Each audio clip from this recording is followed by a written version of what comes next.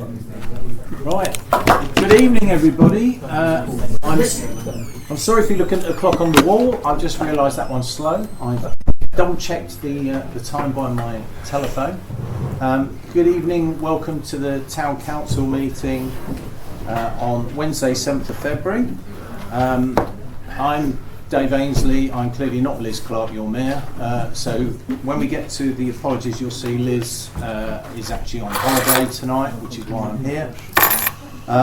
My opening remarks will be brief because we've got a really big agenda, but I did want to say something about why it's such a big agenda, is trying really hard to listen to what people have been saying, both councillors and the public. You want to know as much as possible about what's going on.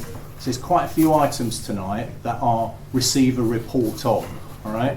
So I went through the last 3 months' minutes and I looked through to see all the things that we were doing, and I believe I managed to pick them all up and get you a report on everything tonight. So apologies for the length of the agenda, and so that will shut me up immediately and I'll move on, all right?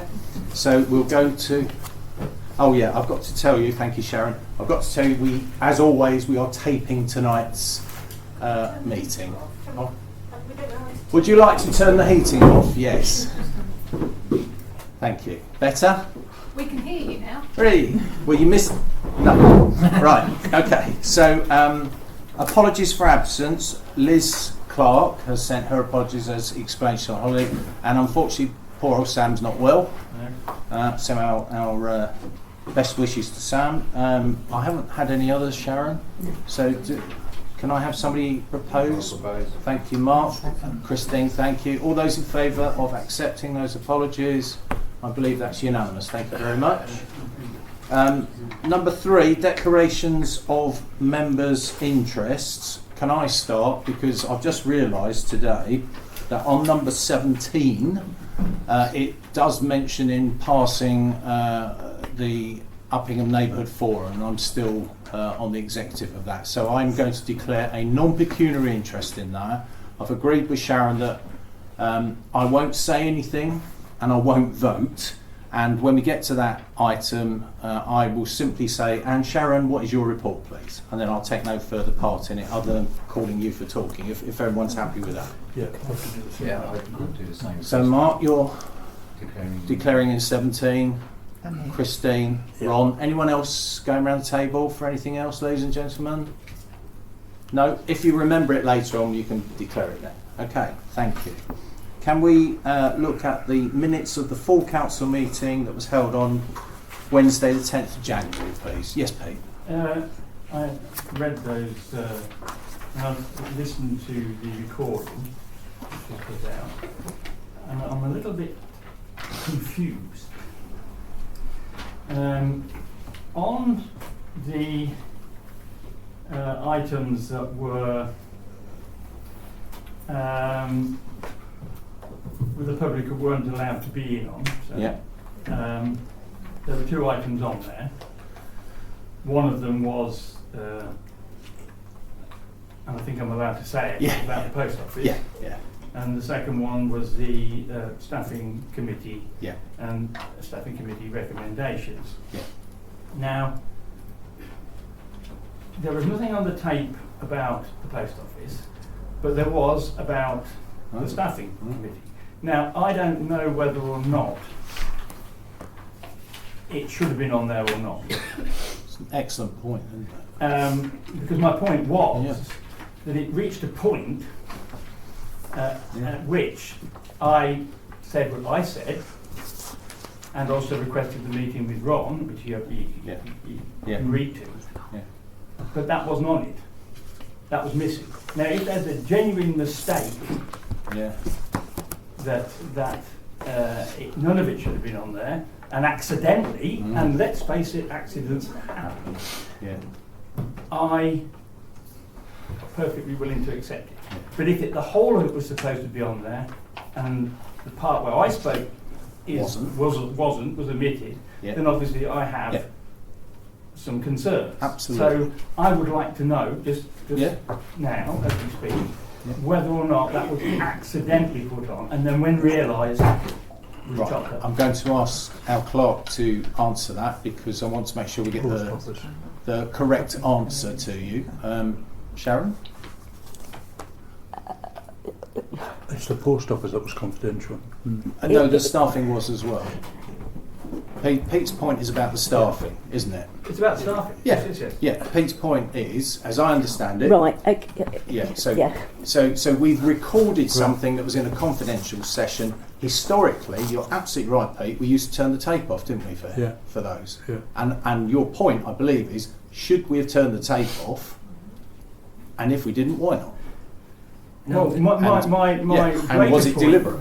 My greater point was Yeah. it was at a point where I actually then spoke. Yeah. And prior to that, there was a glowing report from Ron, what have you. Mine wasn't necessarily. No, I get it. On the Yeah. shoe. I absolutely get it. So I just need to know Quite right. that Yeah. it was a An mistake. error and not a That's what I deliberate said. thing. Exactly. Absolutely. I can't make it That's clearer what I than said. that. No, you don't. Yeah. So, Sharon, what is our position? What should we have done? Okay, so without naming names, it was an accidental administration error. Okay, I will accept that Thank Thank you, you. Peter. because I do realise that these things happen. Happen. But I needed to know that. And I think it's a Yes. very fair question, and I think we all needed to know that. So that's Yes. fair. So on that basis, having answered that point, how do we feel about the minutes? Pat? I've got 2 points. Yep. 599.24, Yep. where it says that it was proposed, seconded, resolved unanimously. There were 2 abstentions. Quite right. Where are we? Where's So my- 59924, Yeah. it clearly says proposed, seconded, 11, 4 and 2 abstentions, doesn't it? Yes. Yeah, but you're going to tell me higher up it says And I'm saying there were 2 abstentions. 59924, Pat? Yes. With points of note, down near the bottom of the page, just above where 600.24, Oh, sorry, right, over the down page. there. Yeah. So you're Oh, saying there right. were 2 abstentions on actually Oh, right, sorry. on the points of note. It's not what I heard on the It's tape. on the recording, and Okay. one was me and the other was Ron. Members, do you Okay. recall that? Yes? Pat, obviously you know if you abstain. It can Rob? be checked on the tape if it's on the Yeah. tape. Ron There's said time- that because of his, something to do with his... Yeah, I agree. Yeah, It makes sense. I do remember it. Yeah. I do remember it. Yeah, yeah, we've Okay. changed it, Pat. Yeah. We've changed it. And the other Yeah. is 608.24, it's about Beast Hill. So just give us a second, just turn the page. Last page. 60824, yeah. It says a letter was passed to the clerk. I would like that amending because it wasn't a letter, it was a copy of a Commons Registration Act decision, Yes. Yeah. Yeah. which is a very, very Yeah. different to a letter. Yeah. Would you accept, do you want all of that, or would you Yes, accept I would. correspondence No. was passed? I You think want the that actual for what it was? clarity, Yeah, okay. So can you just I'm say it one writing more it. time, we'll make sure we get it Copy right. of common, there were 2, Hogs Hill and Beast Yeah. Hill. Copy of Commons Registration Act decisions. Act decisions. Yeah, excellent. Yeah, we've changed that on here, Pat. Thank you. Everyone else happy now? Godfrey? I know this is after the event and really of no major consequence, but the post office issue, I can't quite understand why it was a confidential issue when there was quite a lot, The mayor said, yeah. Yeah. public debate about it in any case. So the reason it was confidential, Godfrey, was specific, and we can mention it in open forum now. If you recall, we decided that we wanted to make it an asset of community value. Am I getting the right thing? Yeah. Yeah. That's it, yeah. And until such time as council had resolved that, it was felt inappropriate for that discussion to take place. So it's that element particularly is why, Godfrey, all right? But now, as we will report to you tonight, that has now been gone forward, that's now in the public arena. Okay? So on that basis, can I ask for a proposer, please, to accept these amended minutes? Barry, thank you. Do I have a seconder? Tom? Thank you, Tom. All those in favour now? Not bar Christine, everyone. And Christine, you want to abstain? Right. Okay. Wasn't here. I'm just now going to sign them, all right? Yes?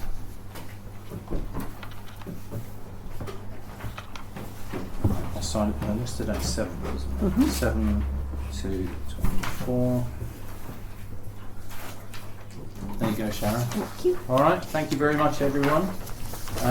Moving on. So that was number 4. Good evening, members of the public. Would anyone like to speak from the public?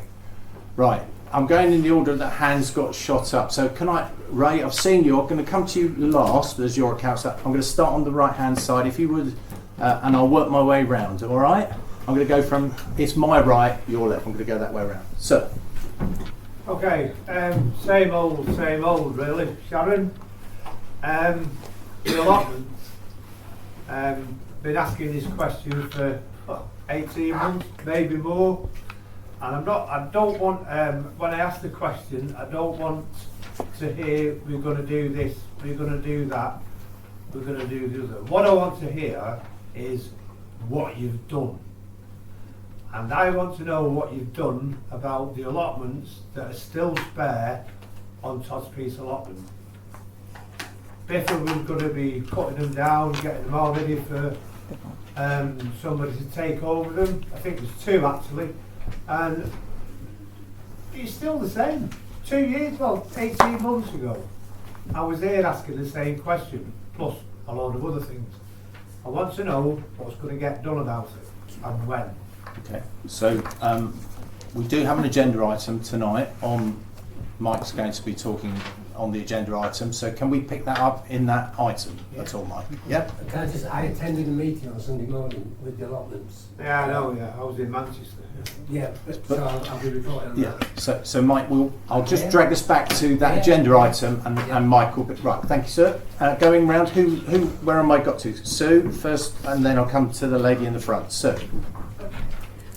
Information Commissioner's Office, Section 2, published supporting papers with relating to agenda items on the council's website.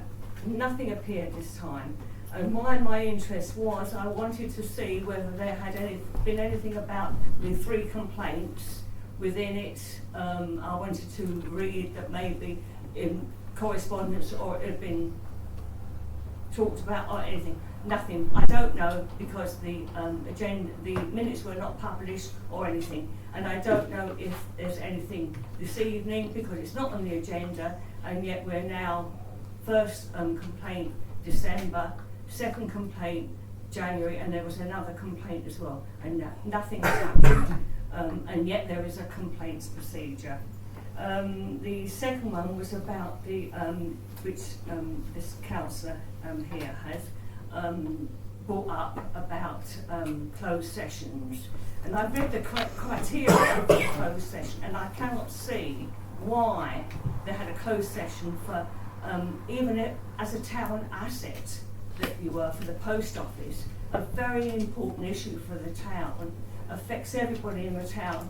Previously, when we've discussed maybe taking on an asset, it's never been in the closed session. So I'd like you to check and find out the criteria for closed sessions, please. That's all. Thank you, Sue. Ma'am? Hello. I'm Rose Brown. I've got an allotment on Todd's Piece. I would like some security fencing put up along the playing field and down the side. I've only had my allotment 9 months. I've had a knife put through my water barrel, and I've had one of my seats slashed. Right. And I've put a polytunnel up. I'm going to try and grow extra this year so that I can contribute to the community kitchen. I already give to my neighbours on the group dwelling where I live, and I don't want to be spending a lot of money putting a solar watering system in to have it vandalised. Well, And thank I you for think that. we need some proper security around there, because the way everything's going up, people will be coming in and taking stuff off the allotments as well. Well, thank you for sharing. That's a terrible story, and again, we have it on the agenda, and I know that Mike will address that when we get to that point. But thank you for raising that. Going round, yes, hello. Speak on behalf of Uppingham in Blue. I know action has been taken, but it was a request from the committee that it's minuted that the lime tree on Todd's piece was pruned to a level that some people were quite upset about. But I know you've had meetings about that since. The other thing is to note that the winter warm's coming up on 24th of February, Saturday, £6.50 for lunch, and it's raffle and tombola, and it's a big way of gaining funds for Uppingham Blue. Fantastic. Thank you. And anyone else? 12 till 2. Thank you. Oh, yeah, thank you. Kay Stewart from the Todd's Piece Allotment Society. We had a meeting last Sunday morning to discuss the package that is going to be proposed to improve the allotments. One thing that we didn't think of including in our discussion was whether the council, as a result of, if you agree to all these improvements or some of them, whether the council will then decide to put up our allotment fees. So if you decide to do these things, I think it would be best if you informed the allotment society of any changes, of the cost of any changes before you go ahead and do them. Because if you're then going to raise the allotment fees, it might be that some of our members don't agree with the changes that are about to be made. Thank you. Fair point. Thank you very much. Is that all, ladies and gentlemen? Right. Thank you very much. Christine. Oh, what have I got to do? So I'm so sorry, Ray. I missed you. I apologise, Ray. I've forgotten that you are also a member of the public. Ray, over to you. Okay. There's 2 points. I thought it was appropriate to raise them at this point. They're separate points. The County Council Transport team has been putting notices up in Uppingham bus shelters recently, asking members of the public to make comments on services in Rutland. I wonder, can we invite somebody from that team to attend the next Town Council meeting to discuss any proposals that they've received? But I would think also, more importantly, to look at any proposals for alterations that they might be putting forward. I don't know, I suspect this might be a cost-cutting exercise, and I think we should be quite prompt in trying to put forward what our views are about transport, public transport. I've got a personal interest in this. I think I may be the only person sitting around the table that doesn't have a car. I'm entirely dependent on public transport, so I've got a very strong interest in this. I've got a second point to raise. I've been informed that what I suggested at the last council meeting, that somebody from the Citizens Advice Bureau come and talk to us about their recent report on the cost of living crisis in Rutland, is going to happen at the March meeting. Yeah. And I wonder whether at that meeting the agenda might be arranged or varied in order to allow members of the public present to contribute. Well, I've no idea. I'm just going to look and see how we might deal with that. Contribute. Ask questions, I guess, Ray, isn't it? Yeah, I think they can ask questions. They may not get an answer in that meeting, but I don't see why they can't ask questions. So I don't think there's anything wrong with that. Can we take Ray's question rather than attempt to answer it for you now? Yeah. If we have a willingness to try and do it, let us see if we can I'll try and find a way to facilitate do it. it, Ray. Yeah? Is that fair? Mm-hmm. Yeah, all right, that's what we'll do then. Let's see what we Okay? do. Right, great, thank you very much. So, I haven't missed anyone, have I? No, No. right, okay. Sorry. Thank you. We are item 6. I believe the county councillor is present. It's only Christine who's here. So, Christine, the floor is yours. Thank you. I'll try and keep it short and sweet in view of the size of the agenda. Personally, I've been very busy with flooding and the budget, so the list isn't very long. Thinking about things that are relevant to Uppingham, the state of Stockerston Road between Johnson's and the other end. I'm trying to find out from the county whether I can actually get a cleaning gang out there when the school is shut, because we all know it's where the teaching staff park. When the school's on holiday, there's nobody there. If I can get a cleaning wagon there to do that and the gullies at that time, I'm trying to see if I can get the two together. I'll keep you updated. The library, all I can tell you is there is a plan in place. That's a good plan. Well, good. More later.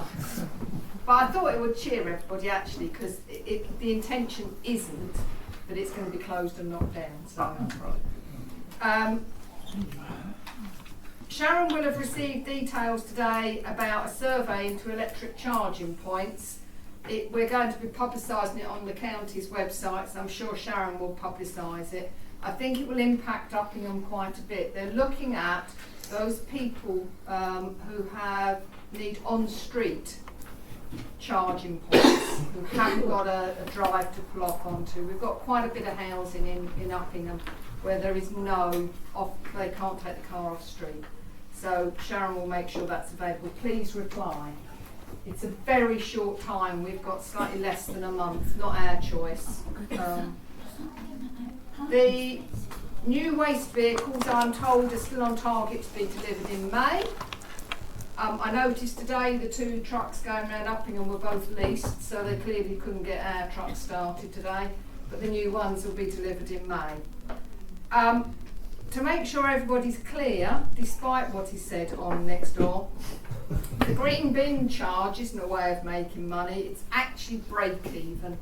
The government this year were going to pay for us to collect green waste as part of the net zero.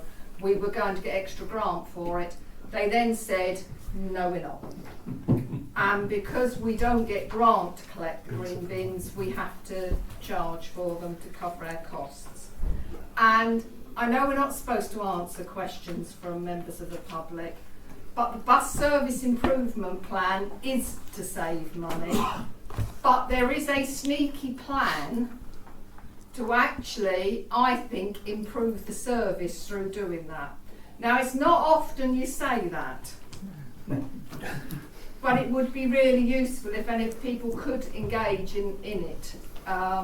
It is quite a revolutionary plan. We need as much help as we can to get it right. Thank you. Thank you, Christine. Right, that's good. So the next item, ladies and gentlemen, is to receive the police report. Now, we should have had PC Rebecca Angel here tonight. Unfortunately, she is recovering from COVID. She is at the early stages of recovering. She might have been able to come along, but we thought with a packed room, it really wasn't appropriate. So I hope you'll accept that she intended to come. She sent her report, and that was all in your packs. And ladies and gentlemen of the public, it will obviously feature in our minutes that we put forward. All right. So were there any questions? Not that I can answer them, I'm not on behalf of the police, but if not, would you receive that report? Do I have a proposer? Tom, thank you. And Pete seconded. Thank you. Those in favour of receiving the police report? That is unanimous. Thank you very much. We then come to finance, and again, the finance man's ill. All right, so Sam's ill, so you're going to get me, I'm afraid. So item 8A is to authorise payments, accounts for payment on the 10th of February. Okay. And I've got here in front of me, Sam always reads out to you what the amount is. So I'm going to say it's £28,747.91. Now, before you vote on that amount, why it's so big, there are several large ones in there, which you have the list. Okay. And the big one, of course, is the SIL grant that you all agreed, or we all agreed, including me, to send off to Lyfield School.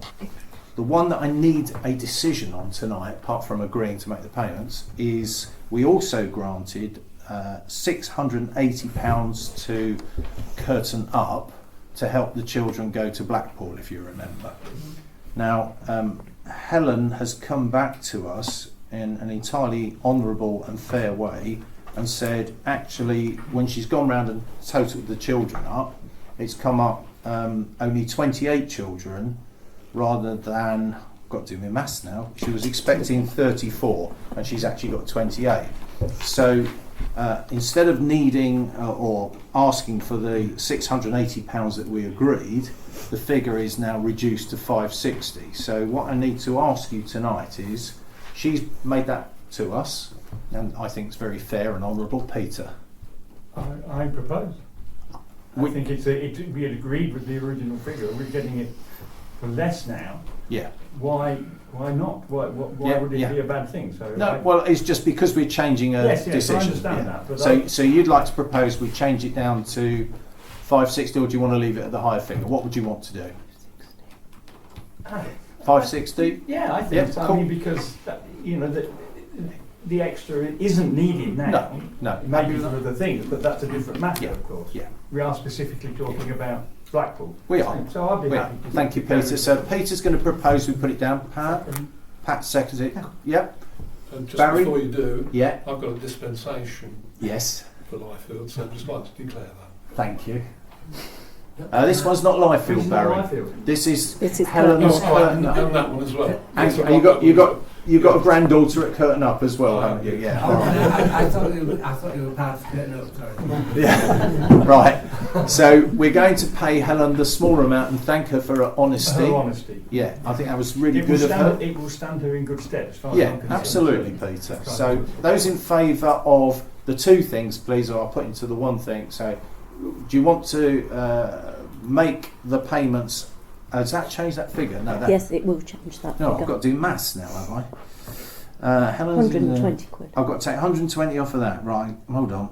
This is stretching my skill set here. 682. Right, okay. The new figure, because we're paying the lower amount, that I'm asking you to authorise tonight is £28,627.91. So Pete proposes that. Pat seconds that. All right. Those in favour? So all bar Barrett, and you're going to abstain, are you? I'm abstaining because Rory's making the difference up on the Blackpool, so I better two not abstentions. Yes. Two abstentions, not one. All right. Yep. Cool. Thank you very much. So that's 8A, isn't it? Yeah. Right. 8B, ladies and gentlemen, we haven't unfortunately got the finance report tonight, but in a way, if you'll forgive me, that's a blessing with Sam not being here, frankly, and we will produce it in time for the next meeting if that's acceptable to everybody. Mm-hmm. Yeah? So that's 8B. And then 8C, I want to say something about 8C. So 8C is the church clock issue. Is everyone all right with that? Yeah? Yep. Right, 8C is the church clock, which is in your pack. Now, I want to just say something before we go on to that. If I'm telling you something you already know, I apologise, but I've read all through this, and of course the key thing here is it's the chiming of the clock. It's not the clock itself, because somebody said to me, oh, the clock stopped working. And I went down and looked at it, and it hadn't. It's working. It's the chiming. And the chime thing is actually previously driven by a mercury switch, which apparently nowadays is very bad news. All right, and it's the nearest thing I could see akin to it is when we all panic over asbestos on the roof. So what they need to do is to remove the mercury switches. But I think it's very fair to point out to you in the proposal, this proposal before you excludes the cost of removing the mercury switches and disposing of them. This proposal is for the new modern environmentally appropriate type of switch, which comes to 6,500, and we are originally asked to put in half of that. in the absence of Sam and in my role as Deputy Chair of Finance, I think it's appropriate that I point out to you that we don't have enough grant money left to do half of it. All right, but what we do have available is, as Shan tells me we spent it when I wasn't looking, we've got the £2,000 left, which was the public participation money, budgetary participation money. That has to be spent on something that's for the good of all the town, and I would suggest that the church clock potentially could fall into that. But that sets the scene. That's enough from me. The floor is yours. Who wants to go first on this one? I think obvious question, have we got any idea how much it is for the first thing you mentioned about mercury? No, in this proposal, Trevor, it says on the back, at the very end, it says something around, they point out that the switches, it says here, it's on page 2.1, due to new regulations, this will require the mercury switches to be removed by a qualified company before being replaced with the bespoke micro switches that they're making. All right, so my answer is, if we agree to assist, then that's the amount we're doing, and it's up to the church to pay for that removal, in my opinion. I would agree with that. Anyone else? Yes, Mike. Yeah, I just wonder why we're paid, why they're coming to us for money, given Church of England is one of the largest and richest organisations in the country. And I'm not declining the church. I just think, the money could be better spent, to be honest. I think it's a valid and fair point, but if I'm going to, in my role as chair tonight, I'll try and put the other side of this, which is the church would argue that it's becoming more and more reliant upon its dwindling congregation who are getting older for the contributions to make theirs. And I suppose the other thing for me is the church clock probably benefits more than the church congregation. I think it's an important part of our culture here, seeing it, with the sound of a church clock and so on. So I'm just trying to be even. I don't. I mean, I actually go and sit in church on occasions and just think, but no, it's a fair point to raise. Playing devil's advocate. No, I think it's a very fair point. Anyone else? Yes. Yeah, I just tend to agree with Mike. Church of England is pretty wealthy. If it's got dwindling congregations, that's its business, and whatever one's view might be about that. It's not really our business, I don't think. Yes, Lindsay. I'm on very shaky ground Ooh. but I don't think that the Church of England is responsible for the cost of upkeep of the church. I think that is the responsibility of the parish, isn't it? But as I presumably say, I think on that, I think there was a big thing on the news this week about this is why so many churches in villages are closing, because the parishes can't afford the upkeep of the building, and therefore they just get sold off. So, and it's down to dwindling numbers, and I think trying to run a small church for a few people is not feasible. Maybe you should make it a community interest.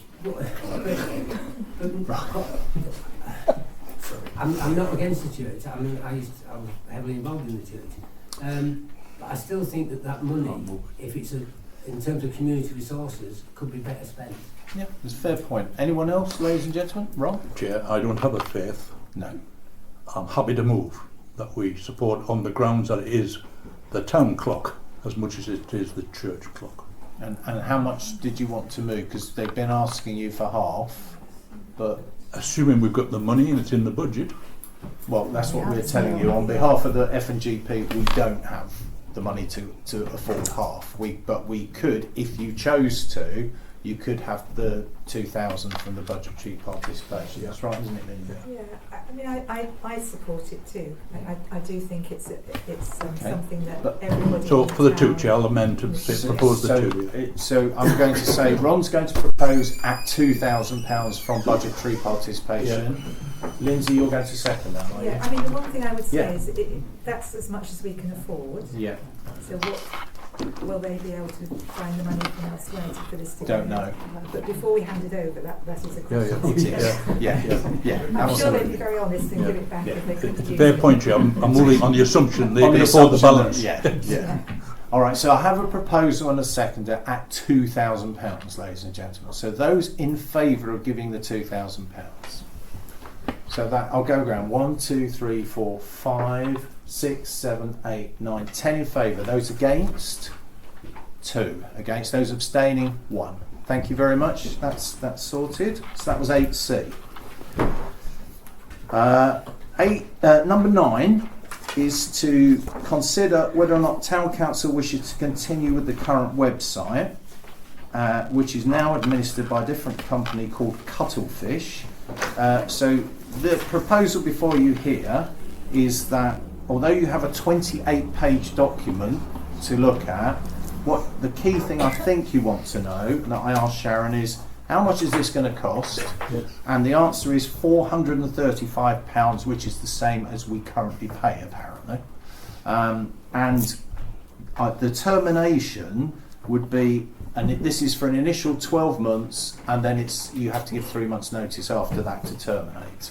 Have I got that right, Pat? You're Sorry, I can't get into it. Oh, right, it's a 28-page monster. So why Sharon has asked us if we'll agree to this is that we have to have a website, right? It's critical we have our website.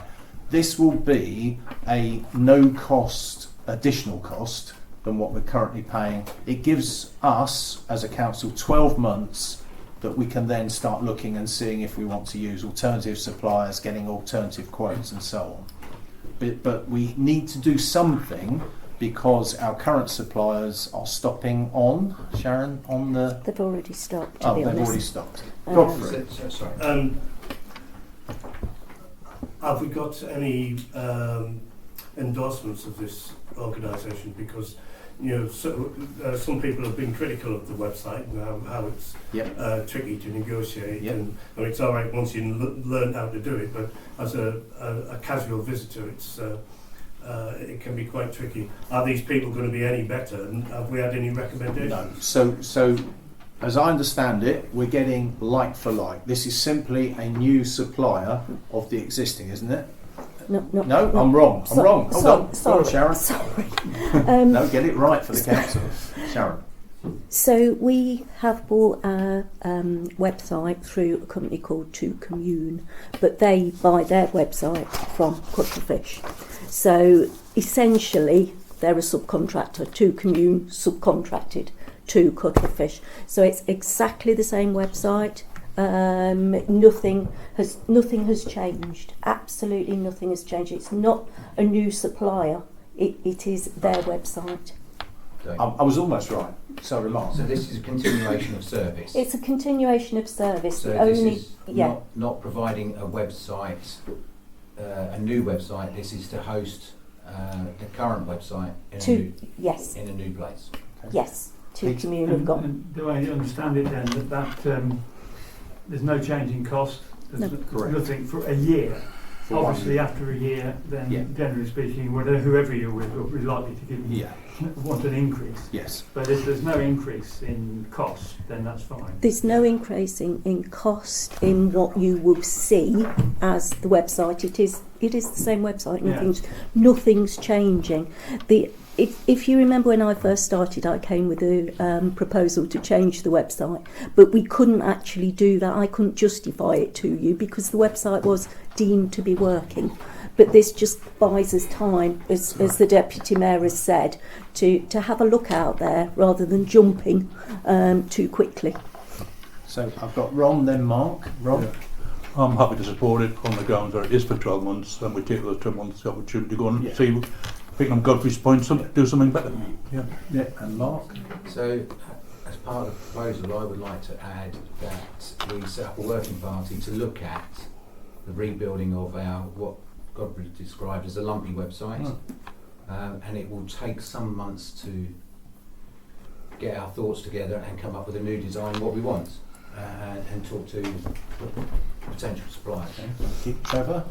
Having recently attended a training session on social media, I want to add something to this, not purely to look at the website in isolation. Yeah. If we're suggesting a working party, I think it should include all aspects of our social media communication. The whole communication strategy probably needs refreshing anyway.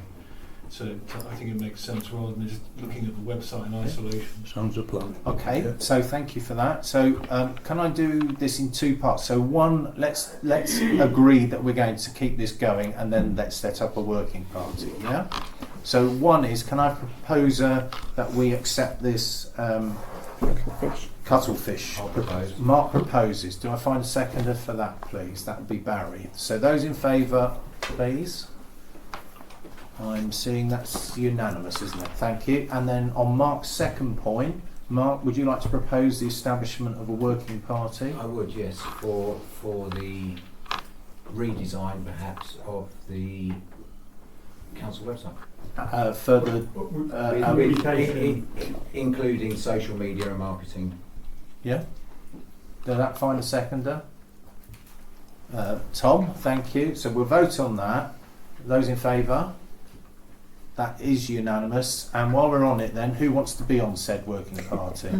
Right, hands are up. Hands are up, Sharon. So going around the room, we've got Tom on it, Trevor and Mark. Anyone else? I'm not sufficiently technical. No? Brilliant. Thank you, you three. That's brilliant. Yep, great. Thank you. Right, moving on then. Number 10, to consider the proposal from the football club regarding their lease discussions. So again, you've had the documents in front of you. It's actually an email from Kerry to Sharon, which should be in your... for those who haven't got it, do you want me to quickly say what it is? It'll help the people in the public gallery. So the football club lease expires in December 2025, and this is to allow them to have their clubhouse on Todd's Piece. We also want to tie in the hire of the pitch to the same document. Yeah, we had the land valued, and I believe the figure was 900 and something, wasn't it? £950 would be an appropriate figure, was professionally valued for us. However, this council has previously discussed that it wishes to see the football club supported as a social venture, not simply just as a means of gaining income.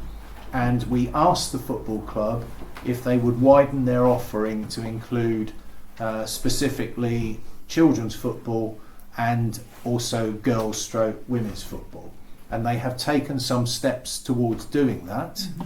And as such, in the October meeting, Sam and I were told to go back to the football club, discuss with them that we were pleased with their direction of travel, and to ask them to put a formal proposal in front of you.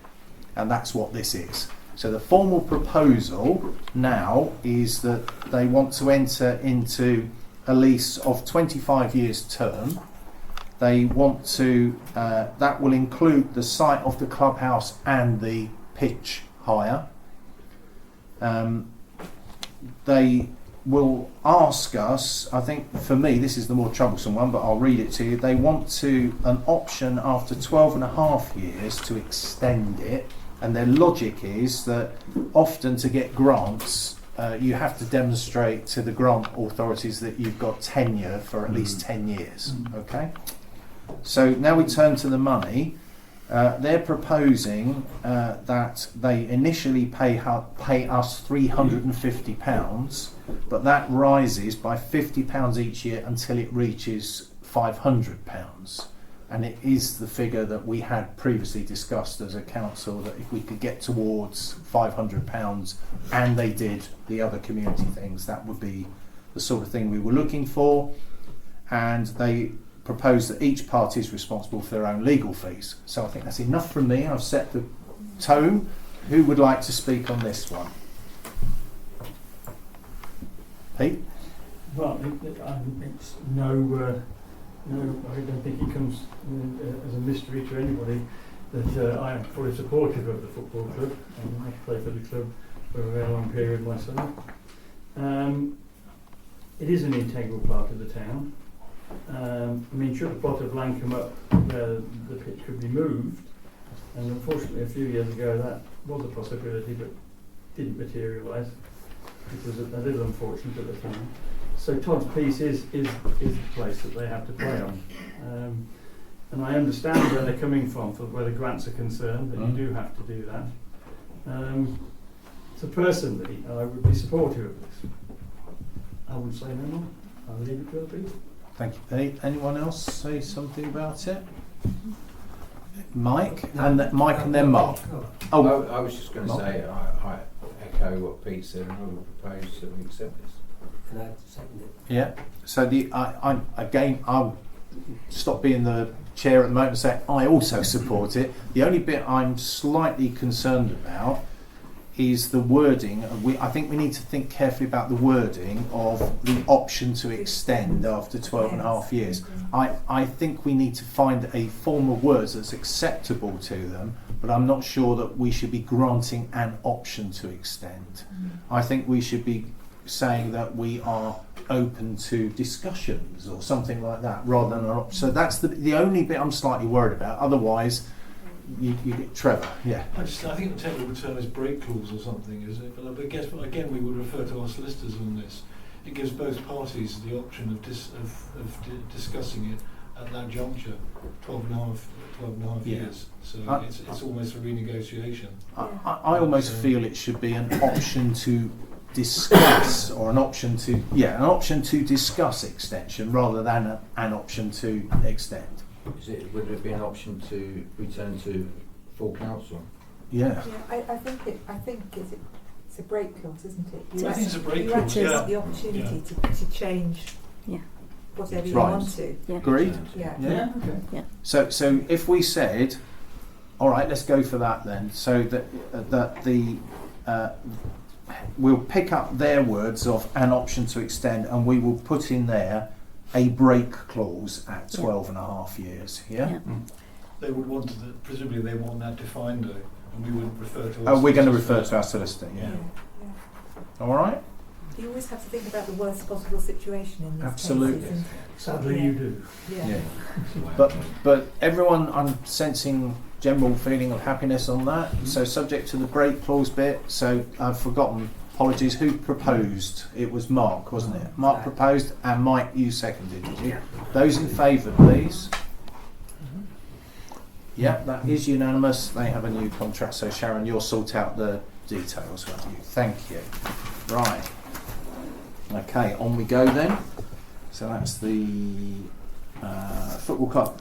Right, item 11 was proposed to go on the agenda tonight by Mike. So, Mike, if I may I turn it over to you? I'll keep it brief. I apologise for not putting the report in. I did prepare one earlier this week, but I know our clerk was away on leave, so I will submit it. I'll be brief. Basically, last year, Godfrey, Pat and Christine did a tour of the town about access and suitability. One thing we didn't look at was this place. And it's an old building and constructed at its time and not designed for those with additional needs. You can't get into the front of the town hall with a wheelchair or a pushchair, and it's not really safe for people with disability or using crutches. Access is available at the side, and this is indicated by a sign at the rear and the front. If somebody comes past here in a wheelchair, they're not going to see the sign. Access is available through the door at the rear, but it's very strongly sprung. I just think that the whole thing about access needs to be looked at. We've got a lift. If somebody wants to use it, they have to go outside. And luckily at the moment, we've got able-bodied people who work here and councillors. If we get a member of staff who wants to access this place on a regular basis. They're not going to have to go right out the building to come round. I think it's something that we need to look at, and I don't think we can resolve it here. I think it might be worth a group getting together to look at it, because it's not intentionally discriminatory, but it feels it. Yeah, good point. Anyone have anything to say to Mike on that? Lindsay? I was only going to say that I'm sure we have looked at this before. We have, but quite an expensive study. After you. Oh, now you're asking me to remember No. about it. But I do remember that in order to get a ramp up to the front, because it's very shallow. Yes. We couldn't do it, could we? It's an impossibility. Sorry, Well, I'm the wrong person. So, but having said that, ladies and gentlemen, I think, well, having said it, we have looked at it before, but with your agreement, I can't see why we shouldn't look at it again. No. Pete, sorry, I mean, the previous one we looked at it, it was a zigzag thing, it was a wasn't zigzag, it? yeah, which is feasible. Incredibly expensive. Yes, incredibly expensive, but feasible and doable. But that's not an excuse for not doing it. No, we'll agree. It isn't now. No. Right, hang on. Let's go one at a time. Go on, Mike. Over to you. But the other thing is, it became very clear when we were doing the restoration of the kitchen. If someone who was in a wheelchair or needed to get access that way, they couldn't get through the kitchen. If there's a group on in the hall, they can't get access. To the front of the building, and I just think that's awful. Yeah. So having pushed the wheelchair in the previous life, it's not easy. So I think what we're saying to you is we are sympathetic as a council and we agree with that, but we wanted to make the point that we have looked at this in the past, but that is not a reason why we can't look at it again. Absolutely. And Mike, if you're proposing a working party to have a look into it, we can make all the previous stuff available. Yes, Pete. Well, no, I'm sorry to interrupt you. It's just a quick question of seal money. Is a project like that, could seal money be used for a project like that? I believe it could. I'm getting the agreement. So what we need to say on seal money, so obviously Pete, you're absolutely right, it could be used for seal. Of course, at the moment, until we haven't got it, so we've only got about 14,000 of our current seal left, but there is more seal likely to be coming. Yes.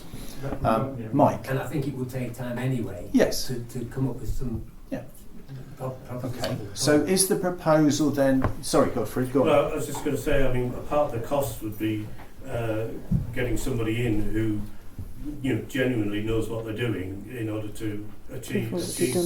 So what we were going to say to you was, and forgive us, we're not being patronising to our new members, but we have done a lot of this work before. We can make those reports available to this working party. If they need updating, they need updating, but all that work has been done once before. So is the proposal from you, Mike, that we set up a working party to look into this and report back to full council? Yeah? Does Mike find a seconder for that? Pat? Right, let's vote on that, and then as usual we will then pick on people. So those in favour of setting up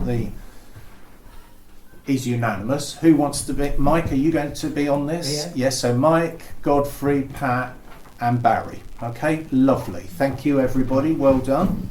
Can I just point out the time was at that meeting as well? Sorry? Can I just point out the time was at that meeting as well? Which one? Where we all walked around. Oh yes, Sharon wants it mentioned that she was at the meeting when we went round as well. Oh, sorry. My apologies. You were okay. Apologies. Cool. All right, Mike. So next bit.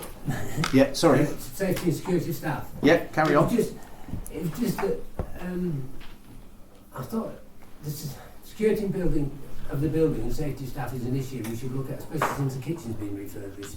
Yeah. There's a lot of nice items in there that could quite easily disappear. And looked at in tandem with access to the town hall. While we've got security cameras, that does not prevent people coming in, causing damage, stealing, or just causing a nuisance for members of the staff. It's exacerbated by the fact we haven't got full-time staff when it's not a reason. But at weekends it's empty and it could lead to problems in respect to the property. And I think in terms of staff, I think we need to look that we've got a single member of staff occupying the office, and if they have a problem, how do they resolve it? I mean, locking themselves in there is not going to help if something happens again. We're on staff and committee stuff now. Yeah. Okay. Some place So- an alarm or something. Okay. So, right. So Ron's pointed out to me we're kind of going into staffing, but I'm happy to propose that be a matter to be considered by the staff. So do you want staffing to consider that aspect? I don't mind. I just think it just concerns me. Yeah.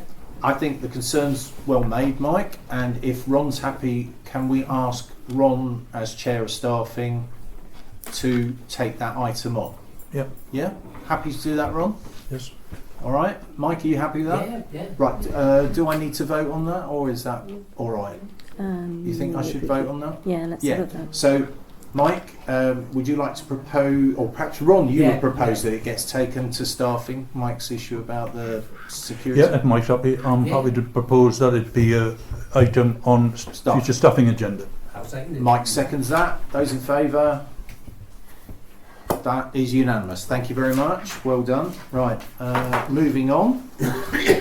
Ooh, take yourself out. Right, that's number 11, wasn't it? Number 12, we're having a night of working parties here. I'm pleased everyone's getting their hand up for this.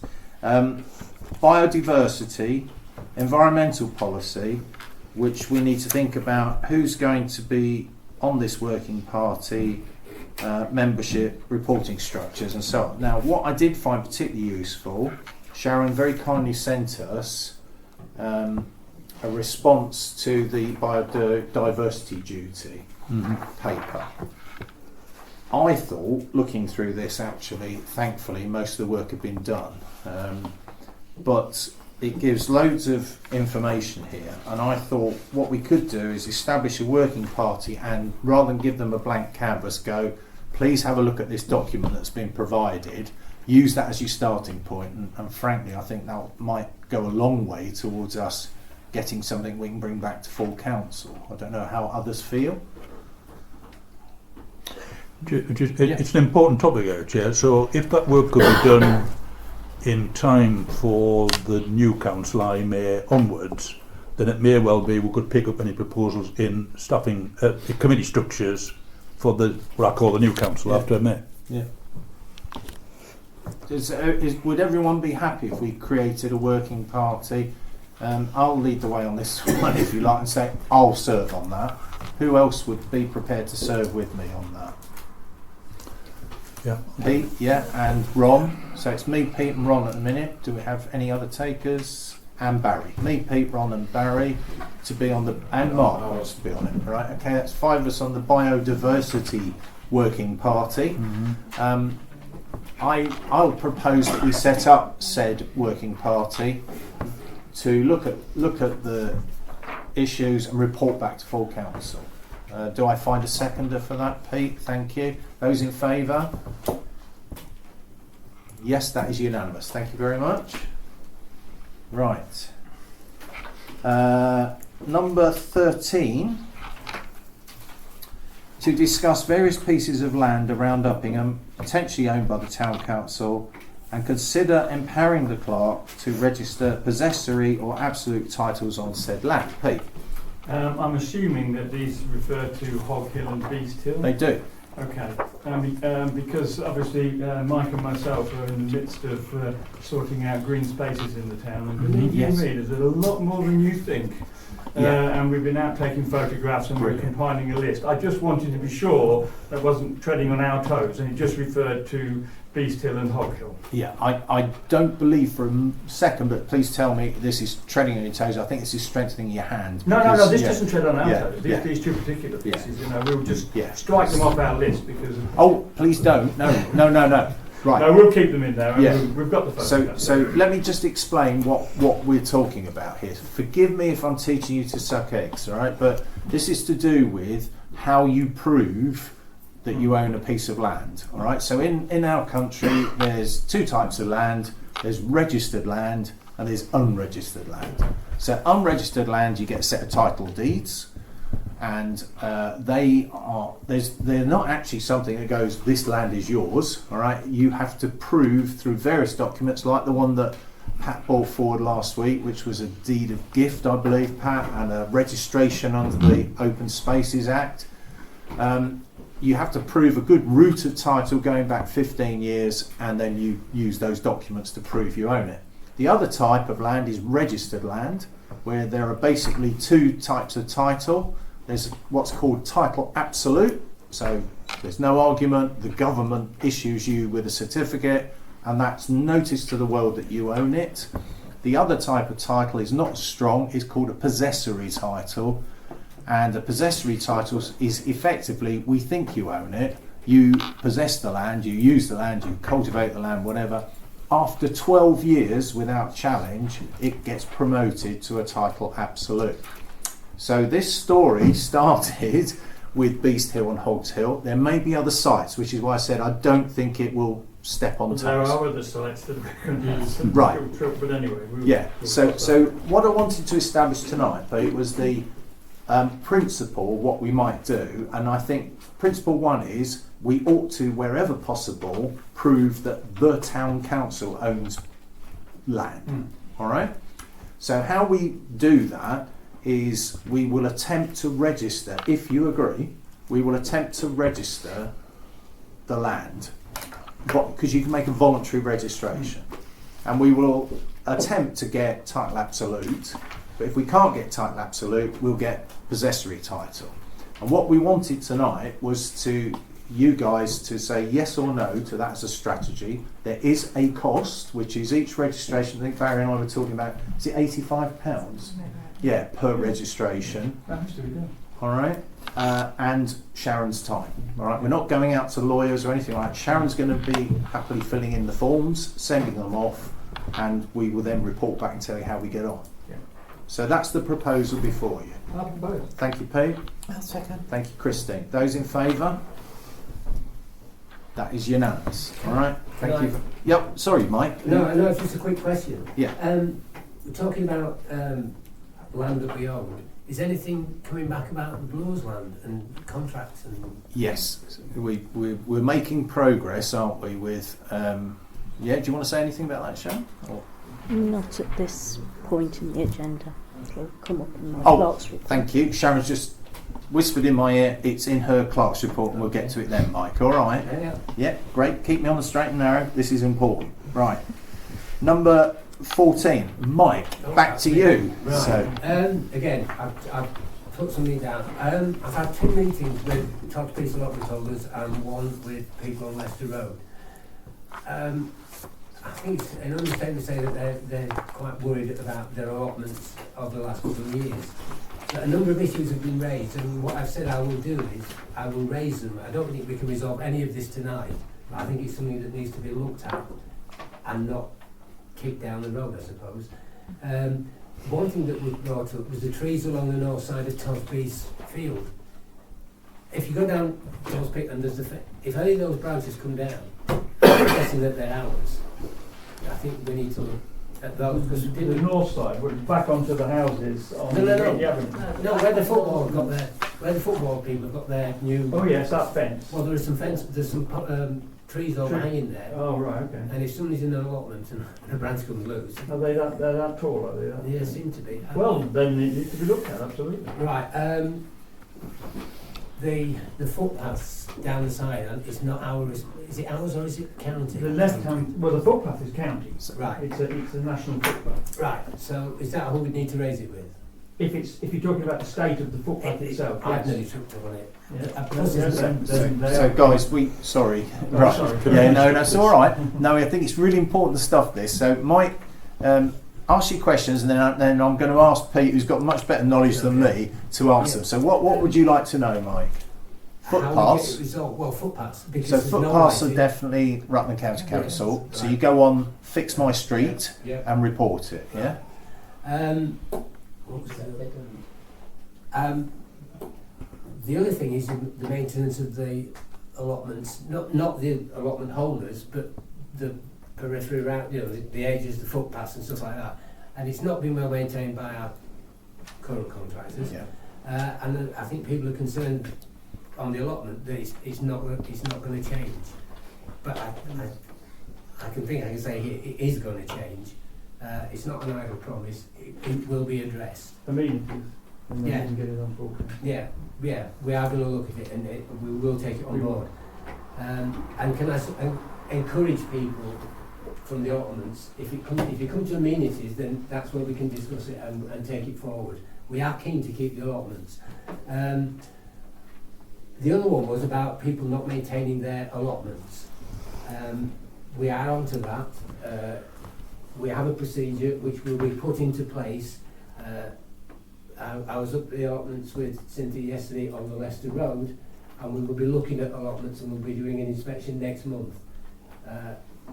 And we will make sure that someone from the allotment is with us and can come round with us. So we will be on it. So Mike, sorry to be a pain in the... So we really need to tell the council, it's meant to be... I'm sorry to be... But and I think, yes, I think we've arranged a day when we're going to go and have a look at the allotments and tick boxes. The other thing that concerned both Cynthia and I is that it was last year when Sharon and I went round and put all those little posts in, which have now either disappeared or become clear.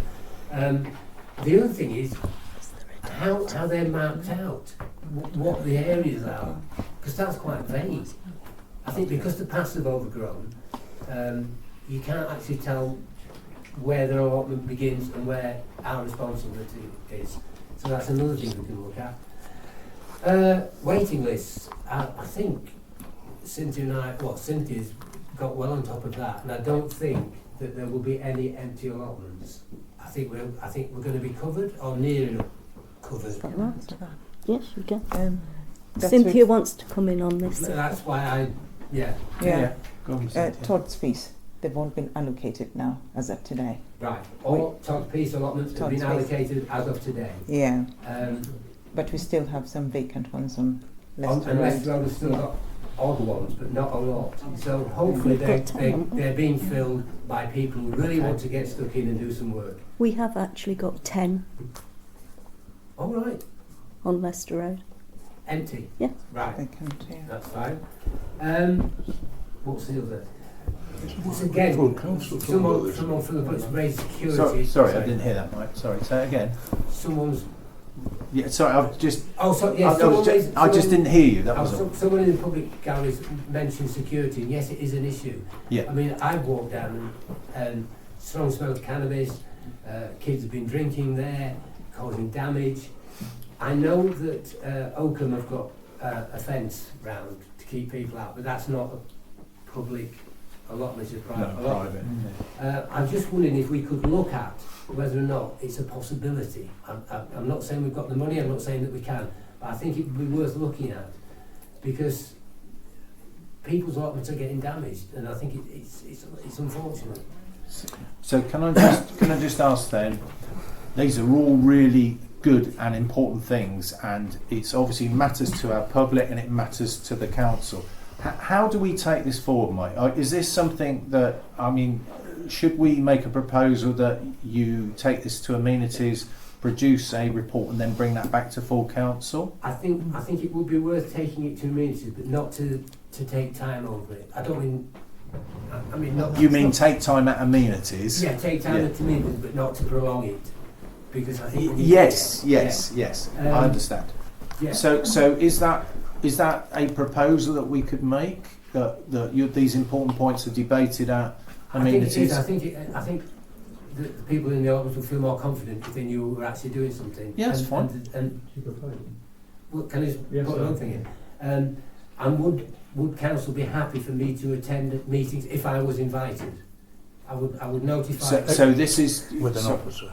Yeah, so the rules, right, so the rules, and I will bow to Sharon's, because I'm going to say what I believe the rules to be, and Sharon will correct me if I go wrong.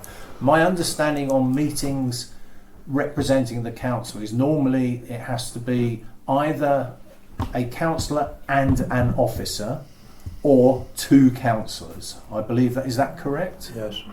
Yeah? To make any decision, yeah. Right, then all right, Mike? Pete's just volunteered. I'm deputy chair, so... Hang on a second. Yeah, Sharon, are you happy? I think what's really important, and is that I know what's going on, because there has been an email exchange where the clerk was left out of it, and I need to know what's going on within the allotments. It's not Cynthia does administer the allotments, I think that's fair to say, but unless I know what's going on, Cynthia can't. It puts Cynthia in a difficult position, That's fine. and I can't really allow that because Cynthia does work for me. So I'd just like to be kept in, and I do thank Ken because he did send me the email and tell me what was going on.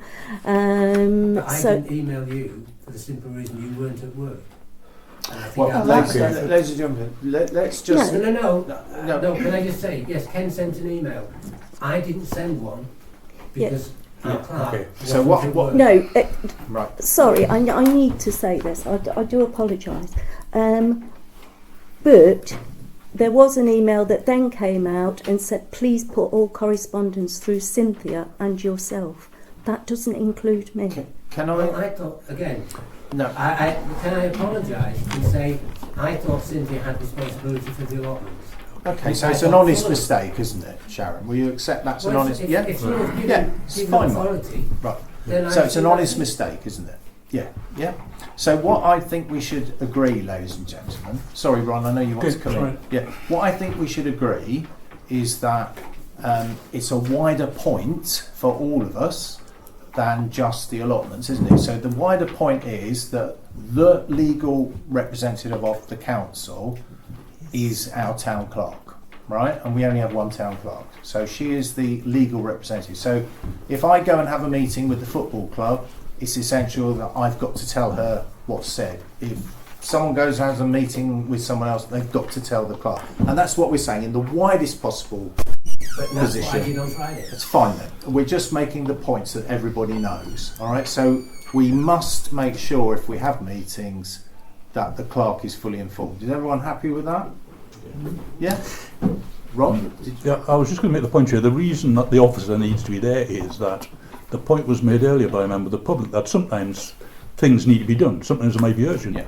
An officer has the authority to do it, and even the budget, she has the power to spend to a certain point. You don't have to wait 6 weeks for a meeting.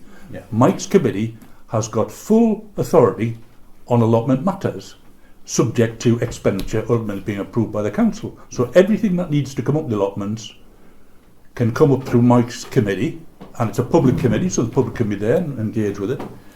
But I think it's important an officer there because sometimes you can do stuff there and then, Yeah. which frankly two councillors even don't have the power to do. No, they don't.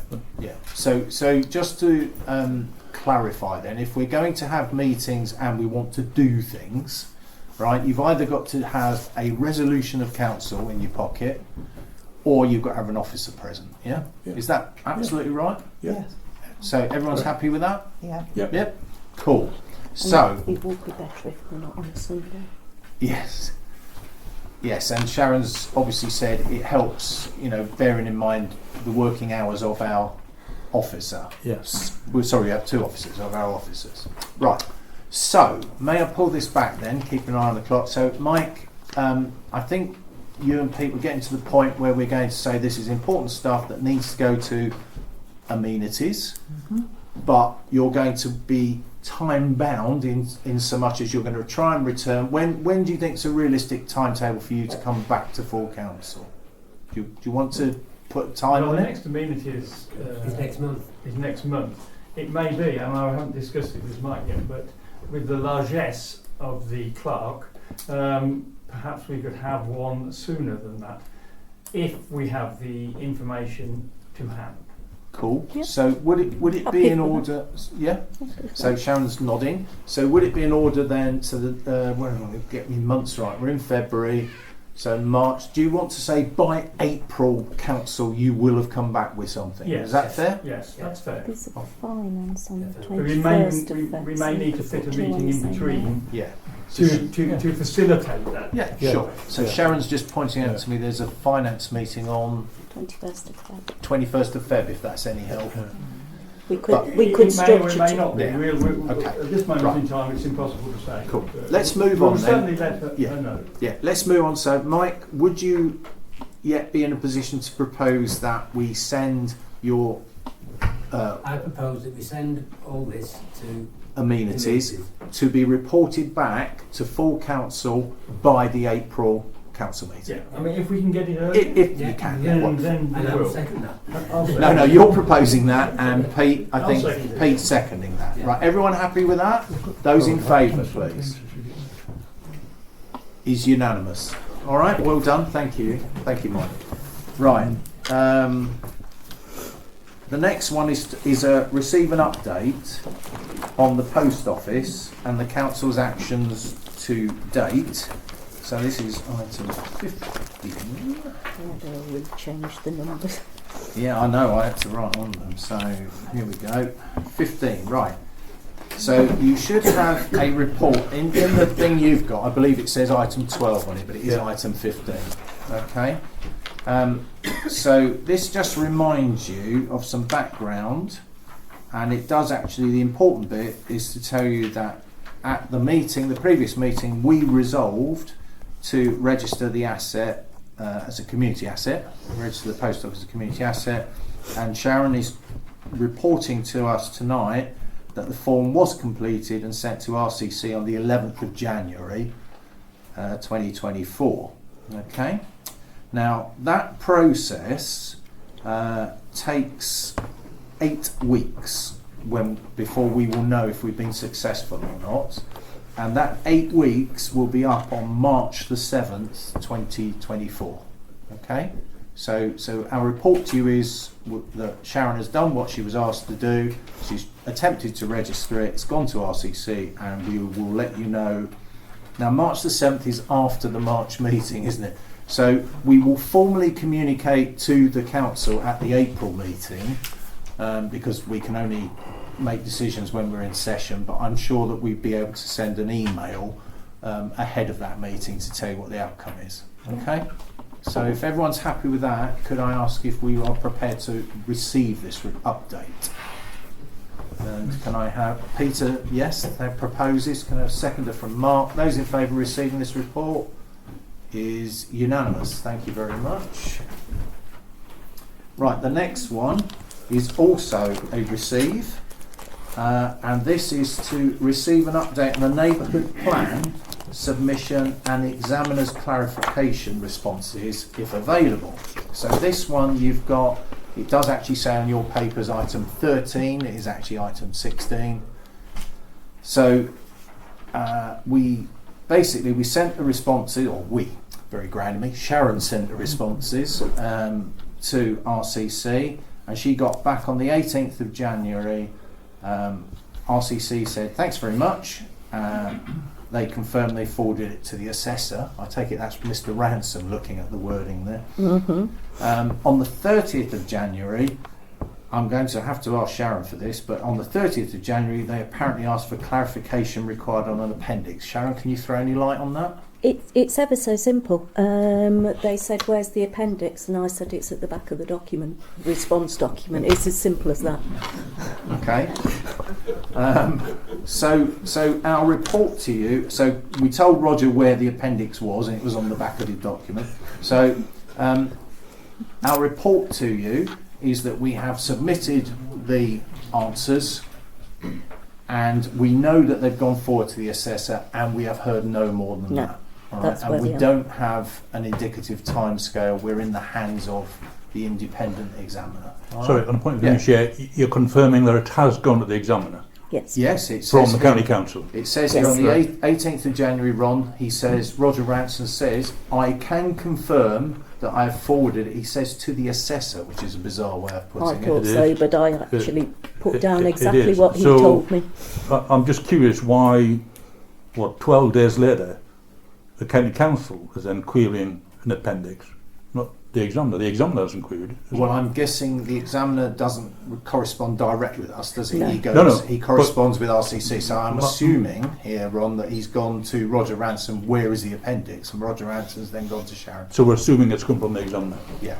I have to assume if we feel that's an important point. No, I just want to make sure that everything's gone there, because there shouldn't be anything else being said by the County Council. We're now waiting for the examiner, aren't we? Yeah.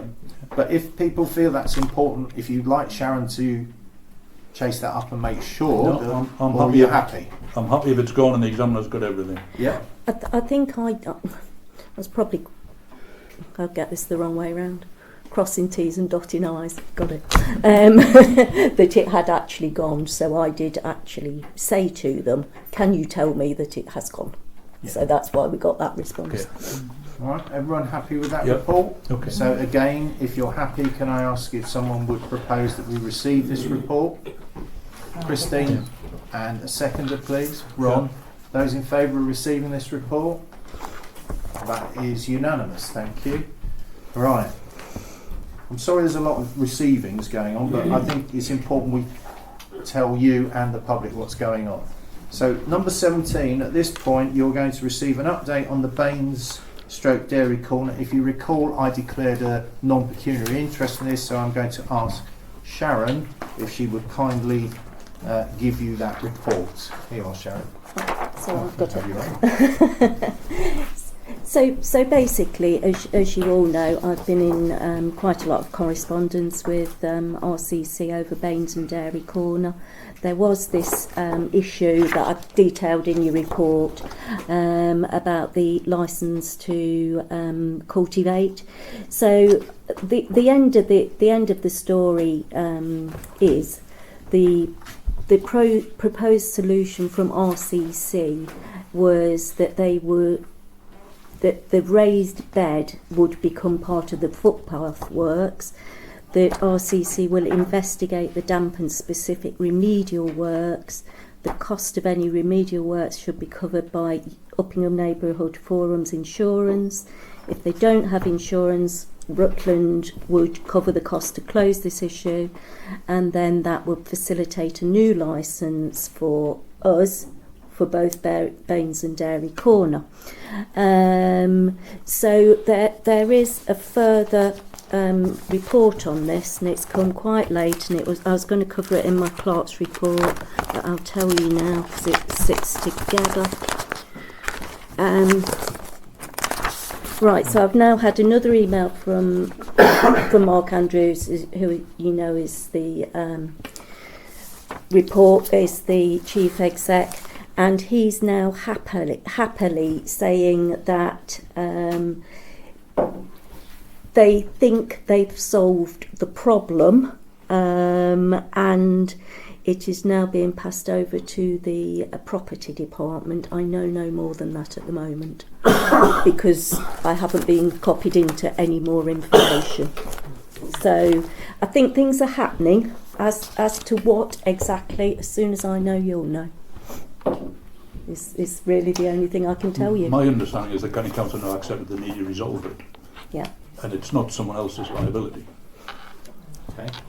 Would anyone? So I feel that I'm fully empowered. I've checked with Sharon. I'm allowed to run the meeting for you, provided I don't speak on the subject. So would anyone else like to speak on the subject?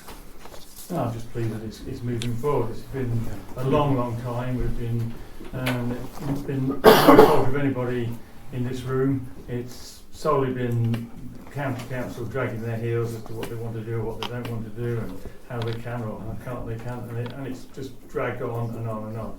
I would just dearly like to see a solution so that we can actually do something with it. Everyone happy then? So can I ask if you're happy to receive this report? Yeah. Pete proposes. Do I find a seconder? You've declared an interest. Do I? Tom? Tom, thank you. Those in favour, please remember if you've declared an interest not to put your hand up. 1, 2, 3, 4, 5, 6, 7, 8, 9 are in favour. Those abstaining? 4. Thank you. Right. Okay, over the page. We are now we're item 18. We're going to receive an update. Ladies and gentlemen, I'll speak up. We're going to receive an update on the hearing loop. All right. So Pat had quite fairly asked us if we would look into getting a hearing loop established in here to help people in the audience. You have a report, ladies and gentlemen. It's in your pack. It says item 15. It's actually item 18. So Sharon has done all the work and looked into this, and we discovered that the portable devices simply don't have the range to do the job that we need. Apparently, the ones that you see in a post office or a bank only have a 3-foot area of working. However, Sharon has found out that if we agree to let her spend £97.50, there's a proper company can come to this very room, do a survey for us, and then tell us what type of system we need. We're likely to warn you that that system is going to be in the range of £500 to £600. It's not budgeted for, but we can deal with it through sort of maintenance budgets for next year. But what we thought we would like to get your agreement to tonight is to spend the £97.50 and get a survey done so that we're moving it forward. Yeah? So may I have a proposer, which was Pete first, I think, and Pat, will you second? I'll second, yeah. Thank you. Those in favour? Carried unanimously. Thank you very much. All right, Sharon? Yeah, good. Right, that's 18. We're on to an update now for 19. You have an update in your pack. That's detailed as item 16. It is, of course, item 19 now. I asked Sharon if she would speak with RCC because I felt that we obviously reported in earlier meetings about the design review, that was the independent design review that was carried out on the land to the north of Leicester Road, which, if you recall, I don't think it's any secret, was quite damning of the proposals that Avant Homes had put forward. So in the absence of any more, I asked Sharon to find out what was going on. So she has spoken to Mr. Burt, who's the Principal Planning Officer at RCC, and his reports as follows. Avant Homes are working on a revised layout stroke scheme for the development from scratch. Right, so they've gone literally back to the drawing board, from scratch. This week, they sent over a draft framework plan, and that they are looking to make or build that out into a detailed scheme. This isn't a formal revised plan in the public domain, so Mr. Burt is not in a position to share it at this time, but he will hopefully be able to meet the design officer soon to go through it. Without prejudice to that process, once it's reached a stage where they wish to formally submit it, it can be put out for public consultation. So, ladies and gentlemen, I am going to dare to say to you, what a good thing we've got our neighbourhood plan with the power to demand an independent architectural review on sites of more than 25 homes. We've exercised that twice on this site, actually, and we have I would suggest some form of victory here, that they've gone back to start again from scratch. Ron, you want to say something? All good news, Chair. Provided that, what I would prefer them to do, which they said they would do, is come back to the Town Council if there's a from scratch revision. Good point. And we'll make sure there's still a roundabout there and other critical things that there have been long debates about, which have vanished in other proposals. So, yes, I'm happy, it sounds like it's moving along, but I do think the Town Council should be given the opportunity, if the County Council agree, there's no reason why not. And the company have been happy to come up to now. So, I personally think that's a really good point. Why don't we go on the front foot then and invite them? Why don't we actually invite them to say, once you have a plan to bring forward, the council welcomes you coming back and telling us about it. Which is what we've done the three previous occasions. So yeah, absolutely. Yep. So shall we receive this report with the proviso that we ask Sharon to write to them and invite them to come once their plan is in a position? Yep. I'll second. So Pete proposed that, Christine seconded that. Those in favour? Sorry, could we add the word prior to submission to the County Council? Yes. What we don't want to see is the consultation version after they've done it. Yeah, we've got that. That's what we're voting on. Those in favour? Unanimous. Thank you very much. You all right with that, Sharon? Right. Number 20, we are now receiving a report on the kitchen, cellar refurbishments, dog bins and bench placement. Okay, so you have a report in front of you. This one, yours is showing item 17. It is item 20. I'm going to save my voice, and you've heard enough from me. Sharon, would you be kind enough to tell us what's going on with this? Yes, so the kitchen, it's now installed. I'd like to buy a small dishwasher to go in that. Reasoning being we're having quite a lot of room hires now where there are parties or the winter warmer. Sorry to pick on you ladies, but you will be using quite a lot of crockery. Yes. I think a small dishwasher would actually benefit quite a lot of room hires. It's not just you, sorry, I picked on you because I can see you. But we do have quite a lot of room hires, so I think that would be useful to put into the kitchen. Some of the electrical equipment, i.e. the cooker, I need to risk assess that and set it up. I simply haven't had time to go down and read the manuals and set it all up. I had put on this list the urn needs to be plumbed in. The good news, well, there's good news and bad news here. The good news is the urn is plumbed in. The bad news is that the electrician needs to come back and do some more electrics because there weren't all the parts there, but hopefully that will be tomorrow. Flooring is laid to the kitchen. The bar area, we have decided to actually sand those floors down and make those good. The old horrible Vulcana heaters, I can never say that, but you guys are struggling with behind you because you can't hear anything. They have been removed from certain places within the town hall, i.e. my office, the police office and the old kitchen, and we now have the Marco, help me here, the infrared heating on the ceilings. The feedback on the kitchen has been excellent. People have come in and said what a remarkable space and what a great job we've done. So it is still a bit of a work in progress. There is some teething problems, but anyway, that's where we are. Cellar refurbishments are complete. Dog bins. Sorry, I'm looking at you. Right, so there's good and bad news here as well. So I know, but we're trying. So we ordered 2 dog poo bins. What a subject.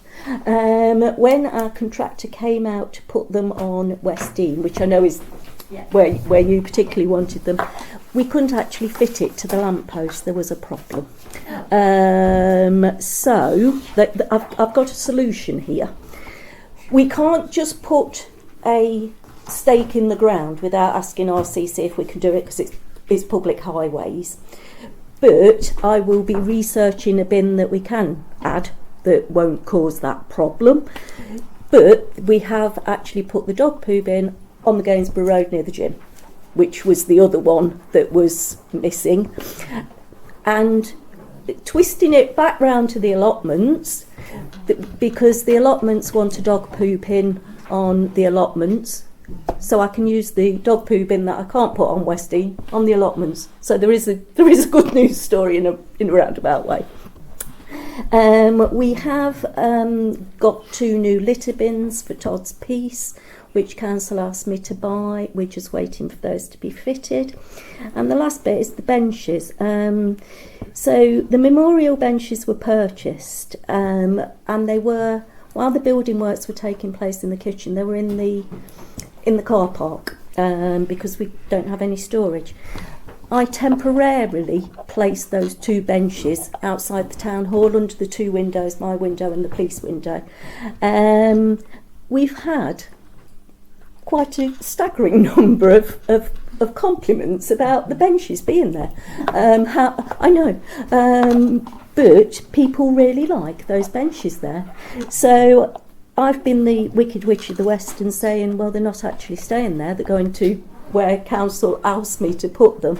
So I guess my question to you as a council tonight is, could I have a decision whether you'd like me to buy 2 more benches so they can stay in situ at the town hall, and we buy another 2 benches for where we originally wanted them. Thank you. So, Pete's got his hand. Mike, did you want to speak as well? Because I stopped you earlier. So I'll go Mike, then you, Pete. All right. Is a small dishwasher enough, or do we need something bigger? I'm not very technical. I Given would, the number of people we might Mike, be I having, would personally agree. If you're buying a dishwasher, you might as well buy a big one. Yeah. I can't see any sense in buying a small that was one. just, I would, yeah. Yeah, but a decent sized one. Yeah. Sorry, Pete, over to you. Oh, Another one, sorry. Yeah, the door from the kitchen into the Bar area. could it not be turned around so it opens into the bar area? Because it's a bit, yeah. It stops you going in the fridge, doesn't it? Yeah. And well, it doesn't stop you. It makes it more difficult. Yeah. Okay. Can we ask Sharon to speak to the builder? Yeah, that's fine. Thank you. Yeah? Now I'm not going to be technical. Is it an easy thing to swing a door from one way to the other? Yeah. Right. We'll okay. get Sharon to talk. Right. Okay. Pete. I just say that I think they do look good there, and the people are using them. I think they do enhance the front of the hall. And if we have the money, I would propose that we buy 2 more for elsewhere. Okay. So Christine was next, then you, Trevor. Christine. Will it not have to go to finance? Yeah, because we're going to have to find the money. Yeah. Well, I don't mind going And as a conservation area, do we need permission from ourselves to do it? Probably. Trevor? I just want to support that because I did pass comment when they were shown to me, and I think it encourages, quiet assembly, let's say, in front of the town hall. It makes it, I think they're very attractive. Yeah. And as a member of finance, I think we'd be happy to consider, what we send it to finance. So Pete. No, I was just about to say that, in the unlikely case of a riot, I mean, if people have something to sit on, it usually quells the riot somewhat. So I'll go along with that. This was where they were meant to go. They were meant to be going on Leicester Road and Beast Hill. I've probably got the wrong one, either Beast Hill or Hogs Hill, because we had to take one out because it was unsafe. And the one's falling down at the top, opposite the sports centre, falling down.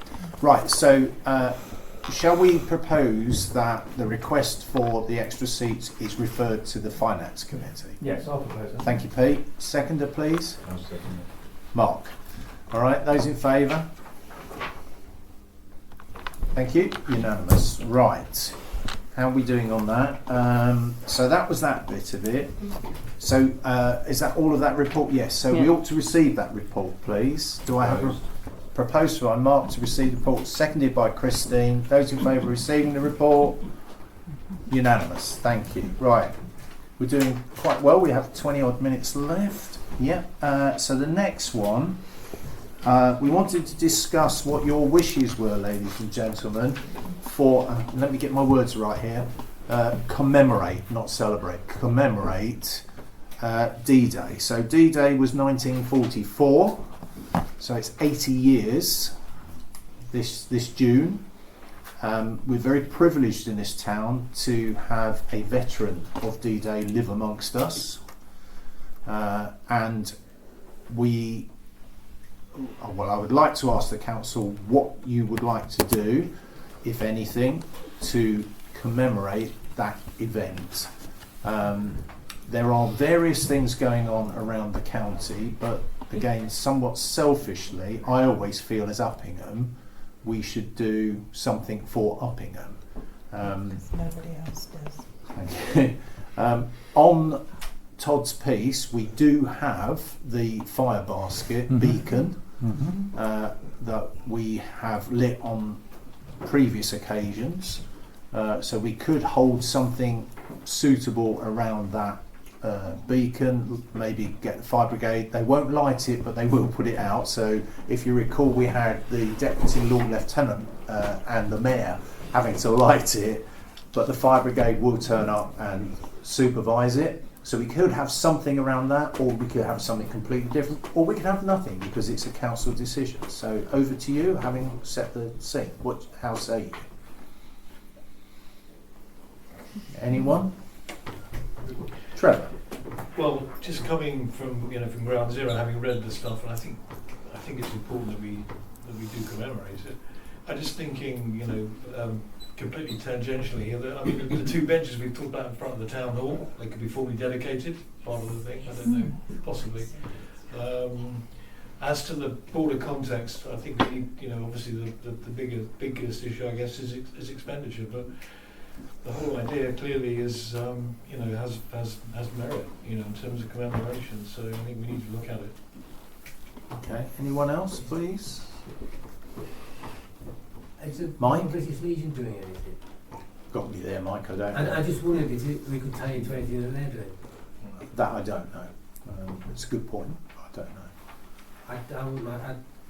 I know someone in it if you want me to pursue it. Just That would be helpful to find out what others are doing. Yes, please, Mike. So, all right, let me make it more pointed then. Do we as a council wish to have a council event? That's our first question then, isn't it? Yeah. Yeah? And if we do, what do we want it to look like? We don't have an awful lot of time to organise this because it's obviously coming up for June is when the event has to take place, but we've got a bit of time. Okay. Well, wouldn't it be better to find out what the British Legion are doing? I think it's a great idea, and we must find that I out. can do that in the next week. Cool. And dare I suggest ask the church as well? Yeah, right. So how about then? Richard Cole is involved. Yeah. He's So the one how who about sorted it. then that we undertake? So why don't we bring this item back to the next council meeting and use the intervening period when Mike will kindly find out what the Legion are doing, and I guess we can ask the church, yeah, what they're doing, and then we'll bring it back to council for the next time, and then at that next meeting try and decide what we want to And do. give people more time to think about it as well. So- Happy with that? Yeah. So, Mike? Should we ask the churches rather than the church? Yeah, Because yeah, we've got- yeah, absolutely. Would our we've got a resident who's Dennis. Yes. Is it? Yeah. Dennis Wright. Dennis Wright. 100 years old, and he was there. goodness me. British Would he be- I don't Reamy, know, wasn't is he? Yes. Yes. Would you like to be involved? I think the poor chap's going to not get any choice. I bet everyone will be trying to sign him up. All right, We so can hire him out. yeah, so that's I've forgotten who proposed. Has someone proposed that we move this on to next month? Pete. All right, but we're going to do, and Christina seconded it, and we're bringing it back next month, having done the research. Yep. Yeah. Those in favour? Unanimous. Brilliant. No. Thank you. No, Oh, sorry, Godfrey. Those abstaining, 1. Yeah. Okay. Right. Item 22. Over to Sharon. She's now giving you her clerk's report. Sorry, get myself in order. Right, so you've all had my clerk's report. I don't intend going through it word for word because you have seen it. So I guess the thing I would like to bring up is, because the Uppingham and Bloom have brought it up, is the tree. So I did tell council exactly what was happening all the way through on this, but I had a meeting with 2 members of Uppingham in Bloom, and it's fair to say that we didn't agree totally on the wording. They thought it had been butchered, I thought it had been pollarded. So I went back to the tree company, and you have in your report exactly why that tree was pollarded. Some of the questions they put to me from Uppingham in Bloom was, have they got the correct arboricultural qualifications? The answer is yes. I have to say the tree company are really upset about this, because that they acted in their best view, but he doesn't want us to have complaints, and he has said that he's willing to remove the remainder of the tree free of charge, which I guess is not what people will want, but it's up to you. But it will leave the stump above ground. But if we want the stump removed, then we'd have to hire for the charge of the tree of the machinery to take that tree out. I basically want council to tell me what you would like me to do next with this tree. Can I ask our colleagues who are on amenities to perhaps give the view to start the debate? Well, it's very difficult, isn't it? Because it doesn't look particularly good, but then you want just an empty space there. You know, I'm not an arborealist, so I am, it's very difficult for me to say one way or the other, to be perfectly frank. I mean, there are people who probably have a greater knowledge of trees and how they replenish themselves or refresh themselves over a period of time. So unsightly as it may be, if it is going to grow, if it hasn't been effectively killed by this, then perhaps to leave it and hope, maybe, for want of a better expression, that it will regenerate itself. That sounds sensible to me, that we should perhaps leave it for a period and monitor it, rather than, I don't think we should go to personally, I don't think we should be going to the expense of taking That's a draconian measure anyway. It feels like it. If it can be saved. Yeah. How do people feel if we give it 6 months and then look at it again in 6 months' time, something like that, and see if there's any? Is that long enough, Pete, for it? Listen, I'm not a tree. I'm not a You want me to get outside my house? I'll keep a very close eye. Is that a proposal, Godfrey? We look at this in 20 years' time. Probably 12 months. 12 months. Putting my arborealist hat on. Right, Ron. I didn't know I had. Exactly. Right, ladies and gentlemen. I mean, there's nothing worse than a tree that. Sorry, guys, please. Okay. Nothing worse than a tree that is right or wrongly end up past its best. And it seems to be a good idea to have Peter monitoring. And then, if at the end of the period it's never going to be something attractive, let's be creative. Some towns have created wooden sculptures out of trees left in the ground. They've done all sorts of things. In Bloom might have some ideas. Let's see, there's another attractive thing we could do with it, if it's the right thing to do professionally. But let's give it 12 months. Okay, yeah. So that, Mark, thank you. So pollarding, you need a good 12 months for it to come back. And that's a way to save a tree and make it look better in the long run. So which is that's why they've done it. Yeah. So it might look unsightly currently, but so sorry, ladies and gentlemen, please. So let us have a proposal, because Sharon has asked us for guidance tonight. So can we have Pete? I'll propose that we leave it as it is and monitor it, for help a period it as much as we can for 12 months in the hope and anticipation that it will recover slightly more than it is at the moment, but that at least will encourage you to think it's going to get even better as time goes on. Thank you, So Pete. 12 months is a reasonable. Mark is seconding that. Those in favour, please. That is unanimous. Yeah. Thank you. you. Right, back to you, Sharon. So the nappy changing, I've received a request for nappy changing facilities. The nappy changing facilities have been purchased and they will be put up shortly. I guess one of the big things is I sent you all a lot of documents about, the tender ground. Let's start. So I noticed in I think it was the Rutland Times, that Uppingham Town Council were in exactly the same position as we are regarding the grounds maintenance, i.e. Biffa have just pulled the rug from under our feet and said they're not doing any grounds maintenance from March. So when I saw that, I decided, and it was the clerk's decision, to be proactive, and I rang the clerk at Oakham to see how far along the process they were. So Chris, the town clerk there, and I had a chat. They were ready that very day to put their tender documents out to interested people, of which they had 10. So I cheekily asked if Uppingham Town Council could piggyback onto the back of their tender document, which is, the proper name is Bill of Quantities, and I've done that. So Chris and I's thinking, well, it was basically mine, but I talked him into it.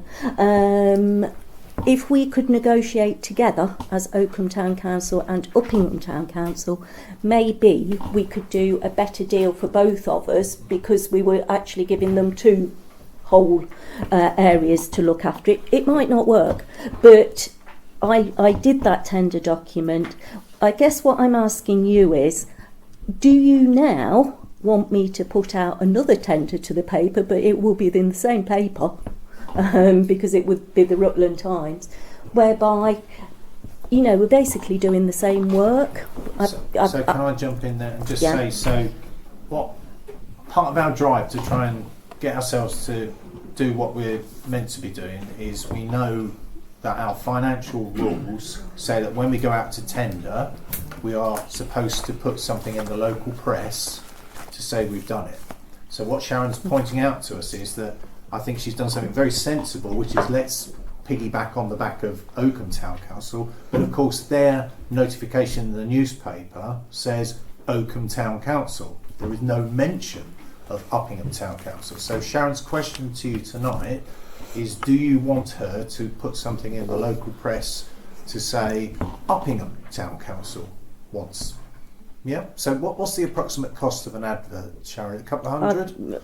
I would say so. Yeah, a couple of £100. How do you say on that, ladies and gentlemen? Are we not required to do it? Yeah, that's why we bring it. Yeah, So yeah. we have no option. All rules are there to be. You know, if we knowingly say we don't want to do it, we can knowingly say we don't want to do it. But are you happy for Sharon to spend the £200 to do it? Let's do it properly. Do it. Yeah. May I have a proposal? Ron proposes that we place the appropriate notification in the press. Mark seconds that. Those in favour? Is unanimous. Thank you. Back to you, Sharon. Okay. So the washing of the crockery goes back to the dishwasher here. We now have one heck of a lot of crockery that sat outside the cupboards and got very dusty and mucky while we were doing all the work. We have an offer from Cynthia's daughter to do this task for us, wash that up at a small fee, and I bring it to council to see how you feel about that. It needs to be done, so as far as I'm concerned, I'll propose that that's done. Thank you, Pete. We know it'll be in good hands. So. Do you want to suggest a fee? But absolutely no. Delegated powers. Are you after an hourly rate or the whole job? Well, I think Ron's it's suggesting let's deal with the delegated powers. The clerk has the authority to spend up to a certain amount. Yeah. Otherwise, we'll have to pay. Okay, just keep an eye on the clock, ladies and gentlemen. So Pete's proposed, Tom's kindly seconded. Those in favour? That is unanimous. Thank you, Sharon. Thank back to you. The roof, I underestimated by quite a lot when I asked you to think about the roof in the budget. So we've now had the report done and I've sent it to you. It's come out at £172,000. But that did include VAT, didn't it? It did, yeah. So I think the same answer here is that I put out a tender in the local papers to get various roofers to come in and see what they did. I have to give credit to Barry here. He's mentioned a really important point here. You'll be aware that we had an asbestos report. I instigated it when I first started. Having reread that report. Sorry, the lady who's going might want to open next bit, but so Barry brought up the point of, is there any asbestos under the roof tiles? Barry, please stop me if I get this wrong, because cement tile. I'll let Barry do it. He's much more experienced than what I'm going to tell you here. If you read the quote from the roofer, he talks about doing the main structure in cement tiles. And we've always talked about the roof having slates on. And I don't know whether they are presently natural slates or whether they are the old-fashioned sort of cement slates. Well, if they are the old-fashioned ones, they used to produce them with a certain amount of asbestos within them. They do. So, if we have natural slates, fine. If we have cement-based slates, we need those testing. Yeah. Okay. Is Mark willing to go on the roof and tell me? No. No. So I'll definitely put the ladder for you. right. So in the spirit of moving forward, what Sharon's asking us is, would you like her to spend another couple of £100 on the newspaper and stick some notifications of tenders so we can get more quotes? I assume. Sorry. I was assuming if we're very clever, we should have one advert with 2 items in now. Absolutely. Yeah. As that would be Oakham clever. did. Yeah. That's exactly what Oakham did. Yeah. Okay, so should we get you a vote on that bit, Sharon? I will also go back to the original company that did this report and ask them to clarify whether they are actually cement tiles, because we might not need to do the next step. Okay. So the other point is that if they are natural slates that are on there, can we quote reuse is going them? to be more expensive possibly than it is already. Yeah. So can I have a proposer that Sharon be asked to place an advert for tenders for the roof? Christine proposes, seconder Tom. Thank you. Those in favour? Unanimous. Back to you, Sharon. Thank you. And the last bit, and the lady's now gone, is she did bring up in public participation about the complaints. This is not the correct forum for those complaints. I will take my report to the staffing committee on that.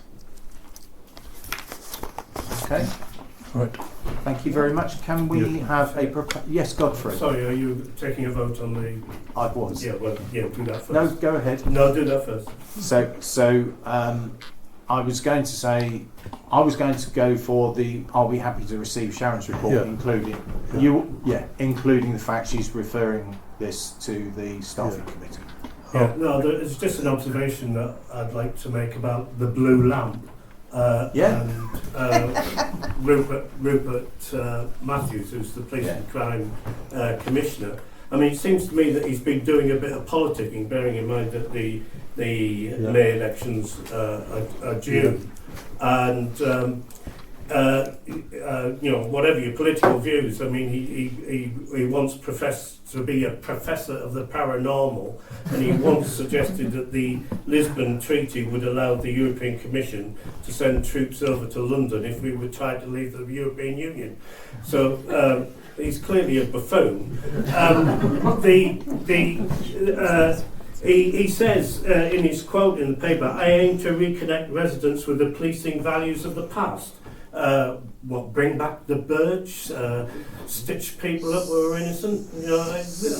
Godfrey, I'm finding this hugely entertaining, as are the audience. But may I ask you to bring it to the council? What is the council point? Well, the second point is, should council not have been consulted prior to having the blue lamp placed in front of the town hall? Oh, we've known about this for some considerable time, and it has been reported in the clerk's reports over a number of months about where we are. It's been in clerk's reports. In fairness, he did actually consult the community as well. If you remember, some time ago he came, spoke at a public meeting, and asked whether people thought it would be a good idea. Well, he did. Yes. So the residents who were here said yes. But it's a very small vote. Yeah, that's fair. Right, moving on. So I'll move that we receive the clerk's report. Paul, thank you, Ross. Christine, Christine, thank you. We are voting on receiving the clerk's report, please. Those in favour? That's right. 1, 2, 3. Keep your hands up, please. 1, 2, 3, 4, 5, 6, 7, 8, 9. No, that is unanimous. Sorry, I didn't see your hand go up, so that's why I started counting. Right, that's item 22. 23, you should have this colourful document which sets out the meetings for the coming year. Is everyone happy with that? Can I just jump in? Oh, sorry. I made an error in June, and I started June on the 1st of. Sorry. I'll try that again. I started June on the Sunday. It is actually the Saturday, but in fairness, I looked at this 300 times and I just didn't see it, so I will amend that to make it the 1st of June. And thank you, Barry, for spotting that as well. So that's the only change. It 1st of June. I will check it before I send it out again. Looked at it 300 times. So subject to Sharon getting June correct, is everyone happy with this? Can we receive this? Barry and followed by Pete. All right, so Barry's proposed, Pete seconded. All right? Yeah. Those in favour? Yep, unanimous. Done. All right, you okay, Sharon? Yeah, Am I going too fast? No, you need to... what have I failed to do? Confirm the annual town meeting. And part of that, ladies and gentlemen, is that and ladies and gentlemen in the audience, you'll want to know this, it is proposed that on the annual town meeting, so that's not a council meeting, that's the one where members of the public come along. We try and get some speakers for you. You come along and tell us what you think. That is proposed for Wednesday, the 25th of April. Is everyone happy with that? When's the AGM? That'll be the 1st of May. 1st of May. So an AGM has to be held in the month of May. All right, so the AGM, but this is the town meeting, Pete, that we're talking about. All right, an AGM's 1st of May. Okay? Everyone happy with that? Can you have the date, please? Yes, I'll say that again. The 25th of April. Okay? Yeah. Do you need me to vote on that as well then, Sharon? Shall I? Yes, let's Yes, let's right. have I it propose that the town meeting be on the 25th of April. Do I find a seconder? Kristen. Thursday, sorry, Thursday. Yeah. 24th. Yeah. Sharon, they've got calendars and I've gone wrong. What's happening? 24th. It's the 24th, is it? Yeah. Well, Yes. 25th is Thursday. You've got the diary, I believe you. It's Yeah. the 24th. Right, I changed my proposal to, it is now Wednesday, ladies and gentlemen, sorry about that, Wednesday the 24th of April. That's my proposal. Seconded. Those in favour? Unanimous. Just ask what time it is. Yes. We haven't sorted that out. It's normally earlier. It's normally 6 o'clock, isn't it? Did you want to mention the thoughts on who would like to invite at this No. point? No. Okay. All right. Okay. Brilliant. We're nearly there and almost on time. Mark, would you give us a verbal report on tonight's planning meeting? Yeah, in the interest of time, we had one. There's nothing contentious in there of any consequence. I don't think there's anything more to say, Barry, is there? No, that's it. Okay. I propose we receive that. Barry, are you seconding? Yes. Right. Those in favour of receiving Mark's verbal report? That is unanimous. And final thing, and we're just inside, I'm pleased to say, is we are noting correspondence on item 25. We don't normally vote to do it, so on that basis, meeting closed. Thank you very much. 9:01.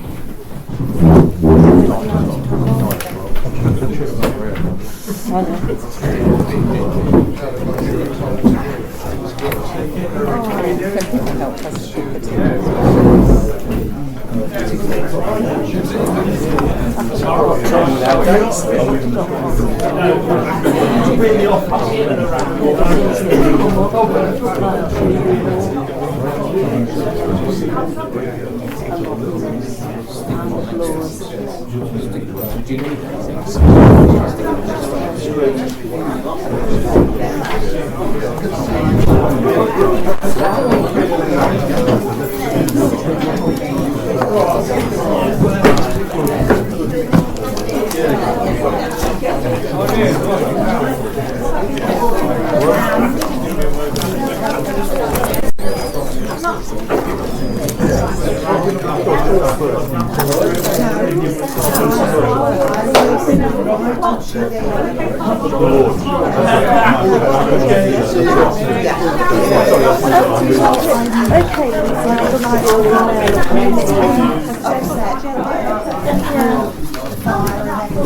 Because there were so many pages, I think all of them